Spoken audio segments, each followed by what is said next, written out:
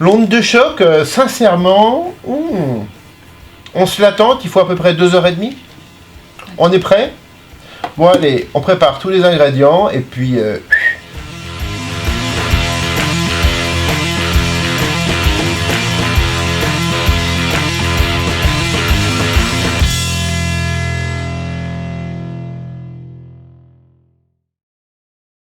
Je vous invite dans le chapitre des sophistiqués.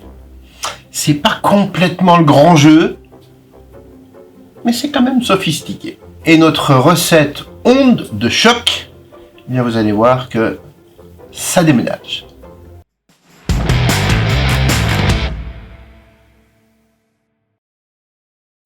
La ganache montée doit être faite au minimum 12 heures. Allez, disons 6 heures, mais si vous pouvez la faire la veille de votre dessert, c'est vraiment mieux. C'est ce que j'ai fait d'ailleurs.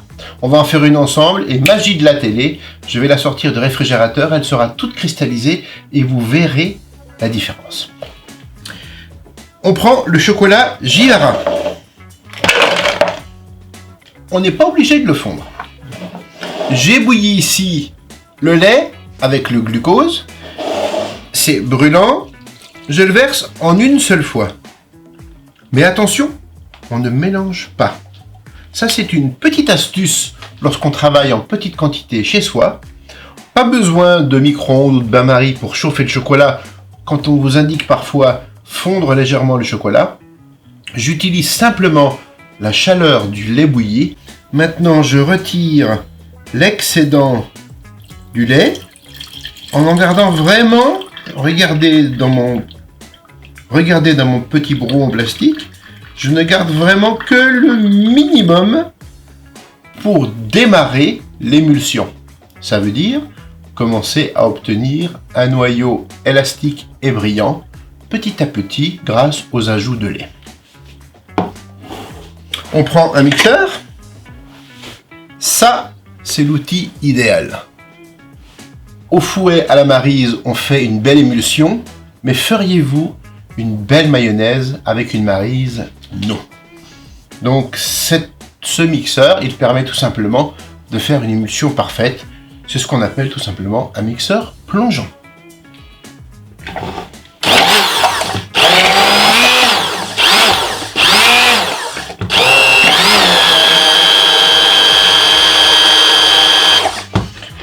Regardez, déjà avec très peu de lait, je commence à fabriquer cette mayonnaise.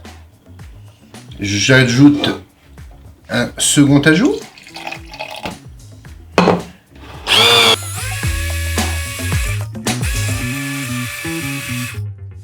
Dans cette recette, vous remarquez qu'il y a une petite quantité de glucose. C'est pas complètement indispensable, mais avec le glucose, la texture sera plus filante, un peu plus élastique. C'est pas obligatoire, mais avec, c'est mieux.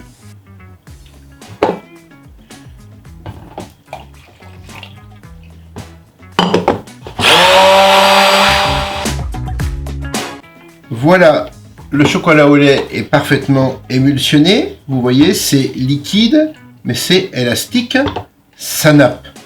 Maintenant, on va ajouter la crème fleurette.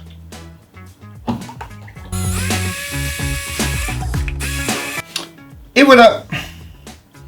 Maintenant, la ganache montée est terminée. Il ne reste plus qu'à la cristalliser 6 heures, 12 heures, idéalement une bonne nuit.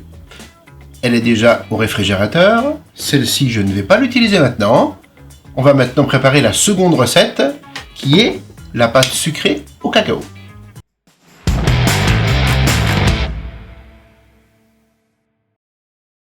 Et bien voilà, la ganache montée est en cristallisation. On va maintenant réaliser la pâte sucrée au cacao. Rien de compliqué, juste une étape de sablage fondamentale pour que tout simplement on ait une belle pâte sablée ou une pâte sucrée. Il y a un tout petit peu de cacao, il y a surtout des très bonnes amandes de la Drôme. Alors pour cette recette, on a du sucre glace que j'ai tamisé. On a la farine que j'ai tamisée, la poudre d'amande que je n'ai pas tamisé, de la fleur de sel, de la poudre de cacao que j'ai tamisé, du beurre que je n'ai pas tamisé. Il nous reste notre œuf. On va tout simplement, le beurre est bien froid, on va le sabler avec tout le reste des ingrédients. Dès que la pâte va commencer à s'agglomérer légèrement, eh bien on va ajouter l'œuf qui va lier cette pâte. On va pas trop la phraser pour ne pas lui donner d'élasticité. C'est ce qui nous permettrait de voir la pâte rétrécir dans le moule. Du genre, j'étale une tarte de 6 personnes et sortie du four, j'ai une tarte de 4 personnes. Donc phraser, ça veut dire travailler à la main. Quand on phrase, c'est qu'on pétrit la pâte. Eh bien, c'est le moins possible. On va le faire au batteur à l'aide de la feuille. Et vous allez voir, ça va très vite. D'autant que là, le beurre est froid, mais pas trop. Donc, on va faire ce qu'on appelle un sablage.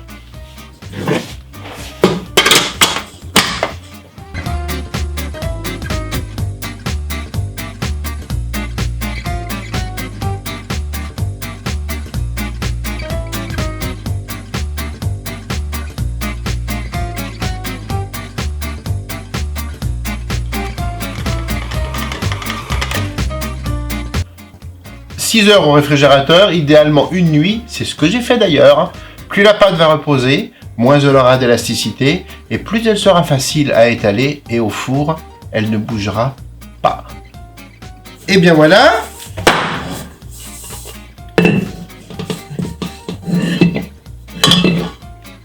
Vous voyez, la pâte s'agglomère à peine et il n'y a aucune élasticité. Donc, c'est surtout pas le moment de lui en donner. Vous ne travaillez pas avec la paume des mains qui est chaude et qui donne du corps aux pâtes. Quand on dit donner du corps, c'est donner de l'élasticité. Donc on rassemble simplement la pâte, on la travaille quelques secondes juste pour s'assurer que le mélange est homogène. Et voilà. Hop, je nettoie ma table. Vous voyez, la pâte est très molle, mais au bout d'une nuit, elle se lamine divinement bien. Vous allez voir.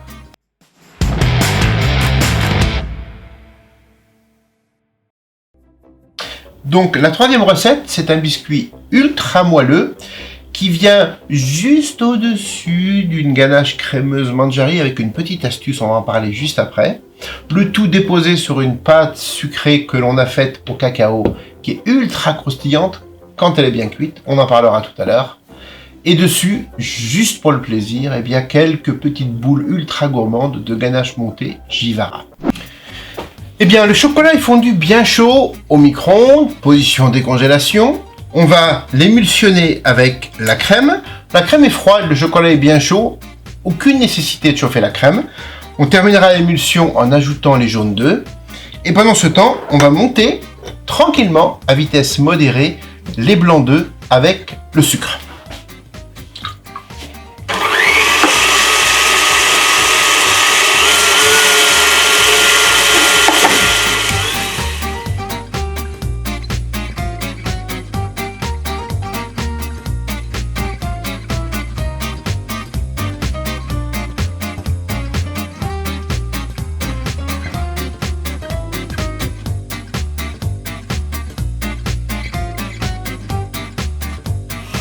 Donc vous voyez, 2 ou 3 ajouts, on a une texture parfaitement élastique et brillante.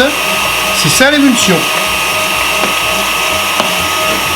On ajoute les jaunes d'œufs.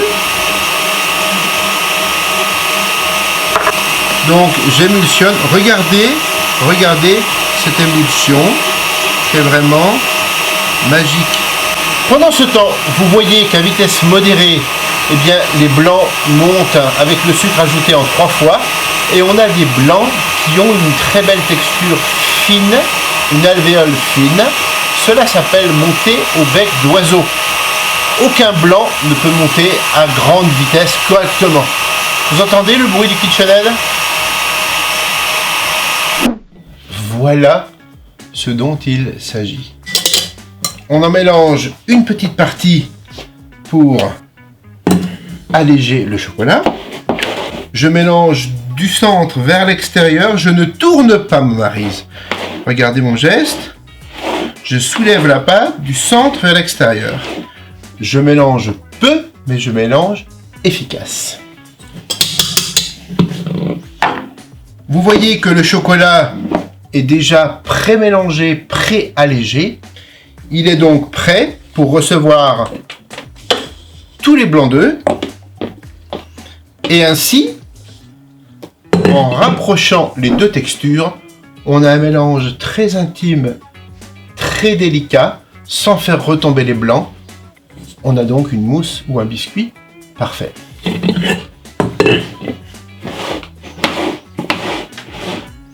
Regardez dans le mélange. Tout se mélange très très délicatement. Tout est onctueux et crémeux. La petite astuce, j'en garde un tout petit peu pour vous montrer tout à l'heure le résultat après une nuit de cristallisation. J'ai préparé une plaque et une feuille. C'est un biscuit, vous l'avez compris, qui ne contient pas de farine, un tout petit peu de poudre de cacao. Dans la recette, il y a de la poudre de cacao. Là, je n'en ai pas mis. Petite variante, juste pour vous montrer qu'avec ou sans poudre, ça marche très bien.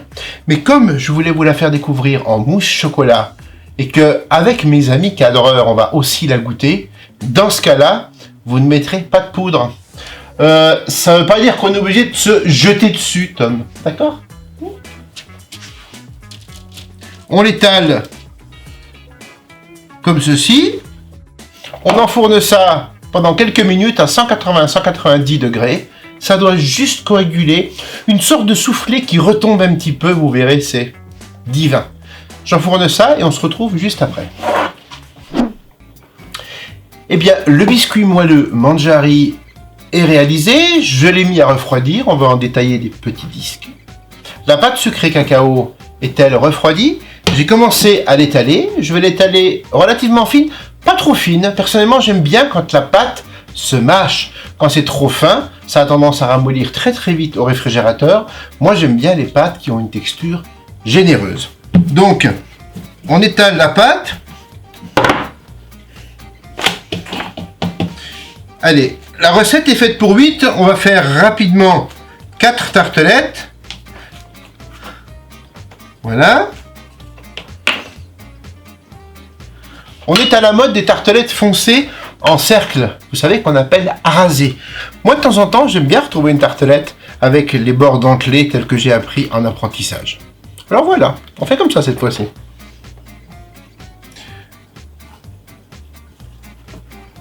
On applique la pâte délicatement dans des petits moules. On va prendre soin de piquer le fond des tartelettes pour éviter que la pâte ne gonfle. Et vous voyez, c'est rapide.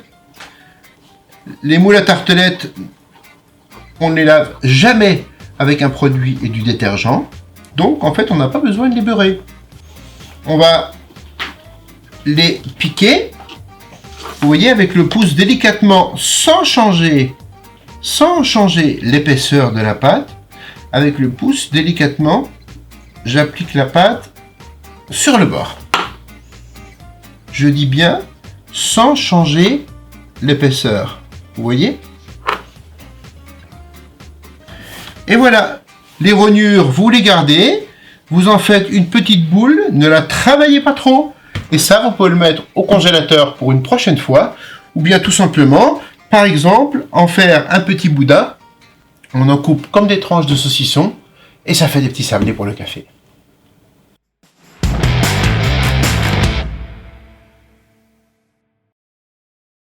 On va maintenant réaliser la ganache crémeuse Mangiari. Alors pourquoi crémeuse?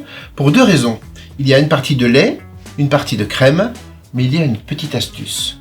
Il y a la présence de pectine X58. Je mélange le lait.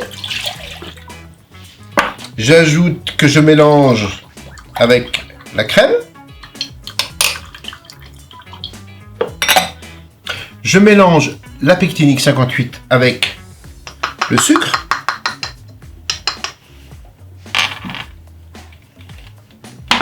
Il faut juste donner un bouillon et ensuite je vais réaliser la ganache exactement comme vous en avez l'habitude de le faire chez vous. Et bien nous voilà prêts pour le mélange de notre ganache crémeuse Manjari. Je viens de faire bouillir le lait avec la crème, additionné avec la pectine X58 mélangée avec un tout petit peu de sucre. Faites attention quand vous le mélangez avec le liquide juste tiède, de le mélanger au fouet pour éviter les grumeaux. On donne un léger bouillon et c'est prêt. Et maintenant, on va faire une émulsion comme il se doit. Et voilà, l'émulsion est terminée. On va pouvoir maintenant commencer à monter nos tartelettes. C'est très simple, très rapide.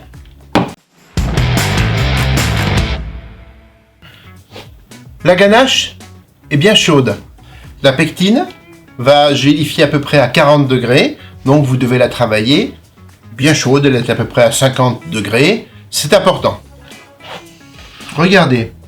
On met un tout petit peu de ganache crémeuse Manjari au fond de chaque tartelette.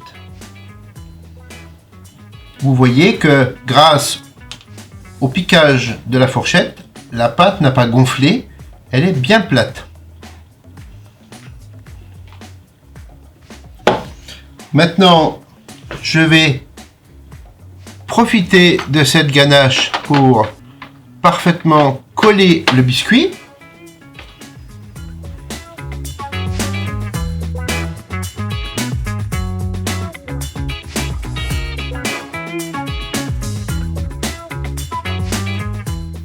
Et on va tout simplement terminer par couvrir généreusement de cette ganache crémeuse.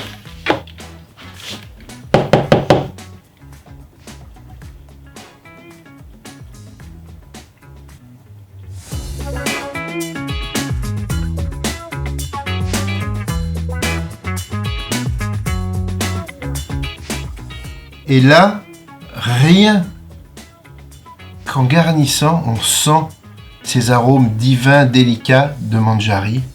On s'y croirait, ça nous fait voyager à Madagascar.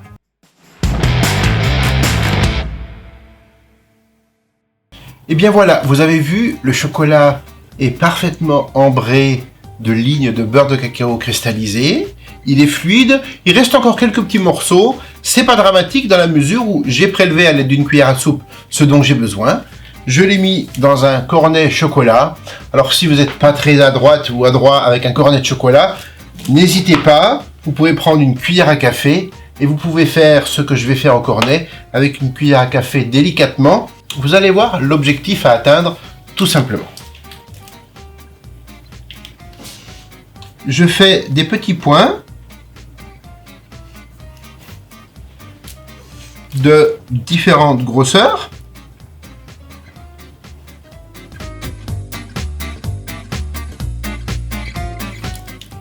Et ensuite, avant que le chocolat ne durcisse, eh bien regardez ce que vous faites. Vous prenez une seconde feuille de plastique et vous la posez dessus. Cloc. Vous prenez un petit verre ou quelque chose de bien plat et là vous allez étaler pas trop, juste pour avoir des petites pastilles de chocolat. Et là vous voyez, comme par magie, ça s'étale tout facilement. Et là vous avez vu, pas de marbre, pas de bain-marie, on est en tempérage par vaccination. Voilà, on met ça au réfrigérateur et on est prêt pour le décor. On va monter la ganache Givara lactée. Et voilà, nous sommes prêts à monter la ganache Givara lactée. Je vous l'ai dit, elle a cristallisé depuis hier soir. Regardez comment elle est onctueuse, cristallisée. On va la monter soit au batteur, soit à la main. jusqu'à ce qu'elle obtienne une texture de glace à l'italienne. Voilà, elle est montée. La ganache, on parle de texture de glace à l'italienne. Et bien voilà, elle est toute délicate, elle est toute onctueuse, elle est montée. Puis ça va faire un peu de muscu finalement.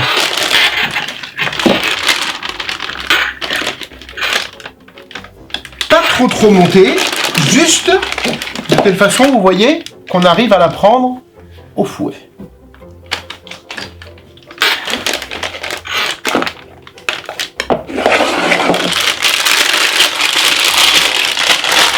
J'ai mis une petite douille.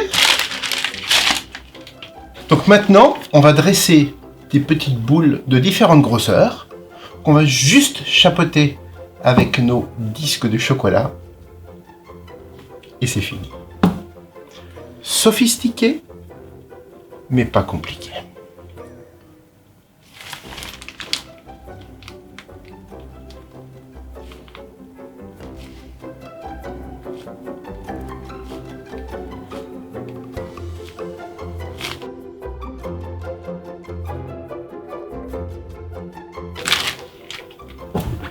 Voilà. Nos petits disques en chocolat sont parfaitement cristallisés. Regardez, pour faciliter le décollage, je m'aide de ma palette. Je décolle un côté. Je décolle le second côté.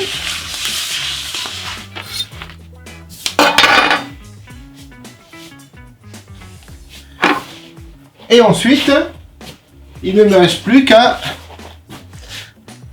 appliquer mes petits disques. Vous voyez, ils sont d'une extrême finesse.